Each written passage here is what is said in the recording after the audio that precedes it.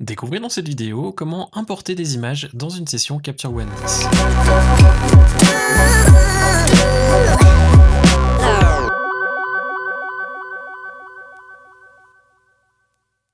Salut, je m'appelle Quentin Descaillets. Vous pouvez retrouver mon travail sur quentindescaillets.com ou sur facebook.com/quentindescaillets.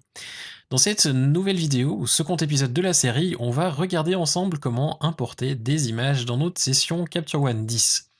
L'importation n'est pas très compliquée, à vrai dire. Le menu, vous allez voir, il est vraiment très simple. Il faut juste trouver le bouton qui est situé ici dans le coin au sommet à gauche. Si vous ne le trouvez pas dans le menu Fichier, vous aurez aussi une option qui s'appelle Importer les images qui ouvre exactement la même fenêtre. Dans cette fenêtre, on va avoir plusieurs options. La première s'appelle Importer depuis, qui va simplement nous permettre d'importer depuis le lieu où on a nos images, en l'occurrence une carte mémoire d'un Nikon D810, et donc je vais choisir cet emplacement-là. Si vous souhaitez importer des images depuis un dossier que vous avez sur votre ordinateur, un disque dur externe, ou depuis un autre support de mémoire, vous pouvez simplement cliquer sur Choisir dossier et ensuite aller sélectionner le dossier que vous souhaitez importer. A noter aussi que si vous ne souhaitez importer qu'un seul dossier de la carte mémoire, vous pouvez très bien aller le choisir ici et ensuite aller naviguer pour le retrouver. Importer dans la deuxième option, donc, qui va nous permettre de choisir où c'est que l'on souhaite importer nos fichiers. Donc où est-ce que l'on souhaite les dupliquer. Le stocker fichier va nous permettre de choisir où c'est que l'on veut mettre. En l'occurrence, on va choisir le dossier de capture. Le dossier par défaut qui est le dossier de session est pas forcément très utile parce que ça va être la racine et donc c'est pas forcément le plus pratique. Un conseil, mettez-le dans dossier capture et ainsi tous vos fichiers iront dans le dossier de capture qui est en fait prévu pour cela. Si vous deviez avoir plusieurs séries d'images, vous pourriez créer des sous-dossiers. Pour le moment, pour faire simple, on va se contenter de mettre dans le dossier racine capture, ce qui va nous permettre de gérer nos images de manière vraiment très simple. On a en dessous un aperçu assez vague parce qu'on a pas mal de petits points pour la peine, mais en laissant le curseur dessus, on peut voir dans quel dossier est-ce que nos fichiers vont se retrouver. Assez pratique si finalement vous savez plus où vos sessions se situent. Si vous avez des gros fichiers et que vous savez pas forcément s'il va vous rester assez de place, vous avez ici l'espace restant sur votre disque, donc l'endroit où vous allez importer vos images, qui est indiqué et ça peut être pratique pour éviter d'avoir une carte mémoire qui bloque la copie au milieu. En dessous, vous allez trouver sauvegarder vers. Sauvegarder vers va vous permettre de faire une duplication des fichiers à un autre endroit. Si par exemple vous travaillez avec un disque dur externe ou alors que vous travaillez avec un NAS, ça peut s'avérer extrêmement utile. Par exemple, quand je travaille, en général, ce que je fais, c'est que j'importe mes cartes mémoire sur le disque de mon ordinateur pour les trier de manière à pouvoir le faire assez rapidement et ensuite, je vais les dupliquer sur mon NAS ou sur mon disque dur. Et donc, en fait, pour gagner un petit peu de temps, plutôt que de le faire par la suite, au moment de l'importation, je vais simplement cliquer sur Sauvegarde disponible et ensuite sélectionner ici un dossier où je souhaite dupliquer mes fichiers. C'est relativement simple et c'est pratique parce que du coup, vous pouvez faire 2 étapes en une et par la suite simplement redupliquer la session, mais ça on le verra plus tard. Pour le moment, si vous voulez faire une sauvegarde de vos fichiers, pensez simplement à activer cette coche et indiquer un dossier éventuellement sur un disque différent que celui où vous importez vos images à la base. Le nommage juste en dessous va vous permettre de donner un nom à vos fichiers. Effectivement, les noms par défaut que les appareils donnent à nos images, par exemple les IMG quelque chose, ou des fois on a d'autres choses un peu plus bizarres, sont pas toujours très pratiques ni très utiles. Ce que j'ai pour habitude de faire ici, c'est simplement utiliser les éléments, donc on clique sur les 3 petits points juste là, et ensuite on peut simplement mettre nom et par exemple nom du document qui correspond au nom de la session. Le nom de la session, c'est assez pratique, parce que ça va nous permettre de retrouver, par exemple, si vous mettez le nom de votre client ou la date du shooting et le nom du client dans le nom de la session, ça va vous permettre de vous retrouver très facilement dans vos fichiers et savoir à quelle session ils correspondent. Je vais ensuite rajouter un trait d'union et ensuite je vais y rajouter un compteur. On va aller dans Général et trouver notre compteur. On va mettre à 4 chiffres de manière à avoir de la marge. Donc on clique sur la petite flèche pour sélectionner le type de compteur et ensuite on fait clic, glisser, déplacer et on a notre compteur. Je vais cliquer sur OK et on a donc maintenant notre nouveau format qui est juste là. En dessous, on a autre chose, c'est les métadonnées. Métadonnées par défaut, en fait, il y en a d'autres que vous pourrez par la suite ajuster, on en parlera d'ailleurs.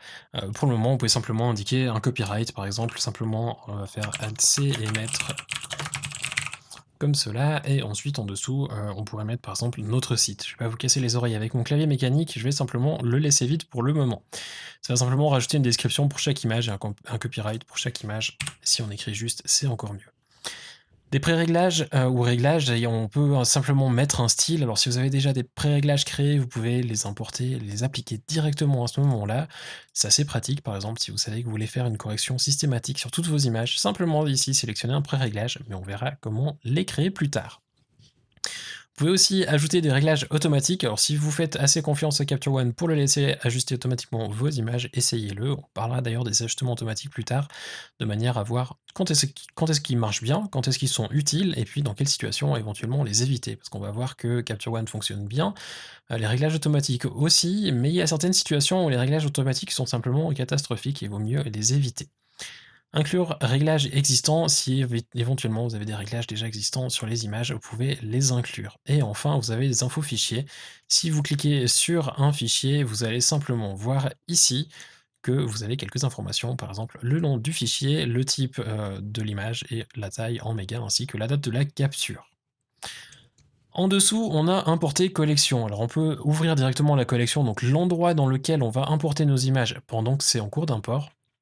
On peut demander qu'à ce que ça nous avertisse lorsque ça a fini, ou alors jamais ouvrir importer collection.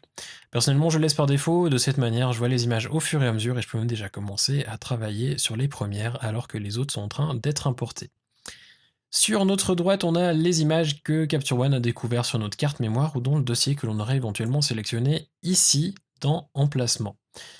Pour importer, il faut sélectionner toutes les images. Alors si vous ne sélectionnez aucune image, vous allez voir ici que le bouton s'appelle Importer toutes.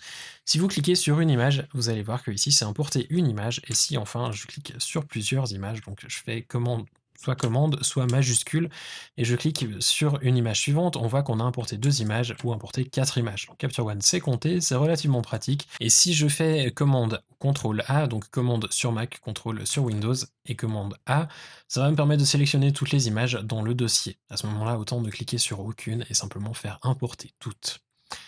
Si vous souhaitez éjecter la carte une fois que l'import est terminé, pensez à cocher cette petite case-là. Personnellement, je ne le fais pas parce que je renomme simplement le dossier qui se trouve sur la carte de manière à savoir que je l'ai déjà importé.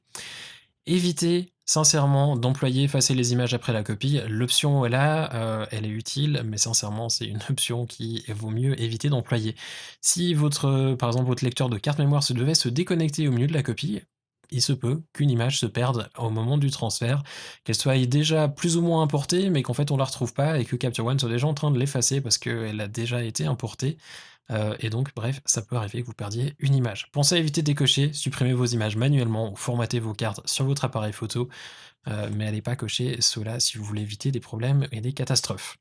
Je vais cliquer sur importer toutes et Capture One va me créer des nouvelles images dans mes dossiers, donc dans le dossier de capture, et on voit qu'ici on a activité qui me permet de savoir où ça en est, et on a aussi une petite roue ici qui avance gentiment dans le dossier de capture.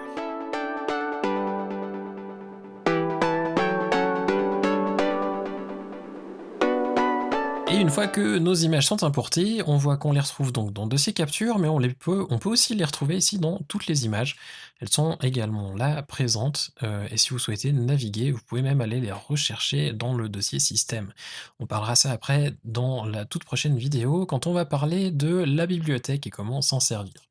Pour le moment, on a nos images dans le dossier capture et c'est ce qui nous importe. Si on se rend dans le Finder, hop, on va aller dans Images, et ensuite dans Cours, et dans notre dossier de session, on retrouve donc notre fichier de session qui correspond à la session ouverte derrière, et notre dossier Capture où on a maintenant toutes nos images. À noter qu'au sommet, vous avez un petit dossier Capture One avec un cache et des réglages, donc Settings 100, qui contient simplement le cache, donc les miniatures des images, les aperçus, et ainsi vous allez pouvoir travailler rapidement, mais aussi les réglages de chaque image qui se trouve ici en parallèle. Ce dossier donc à garder, évitez de le supprimer, sinon vous êtes bon pour recommencer la création des aperçus et dans certains cas aussi, les réglages que vous auriez pu apporter aux images. C'est un petit peu tout ce qu'il y a à dire par rapport à l'import dans Capture One. Il y a une autre solution d'importer les images, c'est la capture connectée. Mais ça, je pense que c'est assez important pour qu'on en parle dans une vidéo à part entière et que l'on aille de manière un peu plus détaillée sur cette fonctionnalité. Pour le moment, sachez simplement que si vous souhaitez importer des images, vous avez le bouton ici au sommet à gauche ou dans Fichier, importer les images, et qu'ensuite dans la boîte de dialogue qui s'ouvre, vous avez différentes options que l'on vient de regarder ensemble. Si vous devez avoir des questions, n'hésitez pas à les laisser en commentaire. Pensez aussi à vous abonner à la chaîne de manière à être informé lorsque de prochaines vidéos seront de sortie. Et d'ici là, je vous souhaite de passer une excellente journée. À bientôt!